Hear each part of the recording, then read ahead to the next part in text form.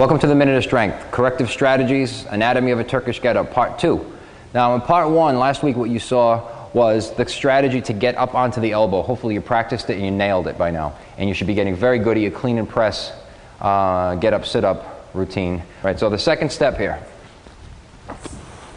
Got our bell overhead, shoulders are packed. We now know how to efficiently get up onto the elbow.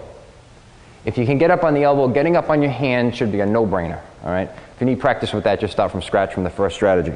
Now, once we're in this position, a very difficult problem that people have is very difficult for people to do is elevate their bodies. Now, in most cases, you need to come up onto your hand. So get up on your fingers and just elevate your body.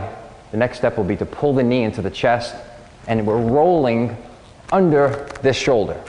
So the movement is not my shoulder moving, but I'm moving under the weight, as I mentioned before. So I come back through, I get up on the elbow. I get up on the hand, elevate, pull my knee to my chest, and roll under.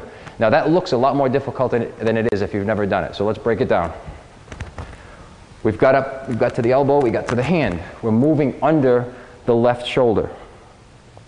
The problem people have is elevating is not really the problem, it's this right here. It's pulling the knee to the chest. Now, what does this look like? Look at both knees, right? It looks like a squat. So if you have someone that's having trouble, they're dragging their foot through and trying to squeeze their leg under, more than likely, they just don't have the flexibility yet in their hip flexors, especially guys, or real tight hamstrings and calves. So here's what we do. Very simple strategy. Have them work on a simple single kettlebell squat or a wave squat. You've seen the wave squat in the clinic. I've done it in Minutes of Strength before. Grab the bell by the base.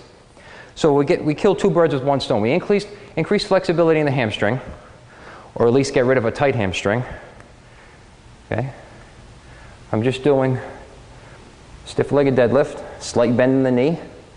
Once I'm to the point that I'm comfortable, I'm not straining, I drop my hips under the bell. Now I'm hinging through my hip, I'm creasing through my hip flexor in a very comfortable manner. All right, I'm not forcing this. I stand up out of the squat. I come back down. Try to increase the range of motion this time. A little deeper. I drop under the bell and stand up. The second, simply hold the bell by the horns, squat, open up, pry, and up. Pull yourself back down, open up, and come up. Then go right back and try the get up.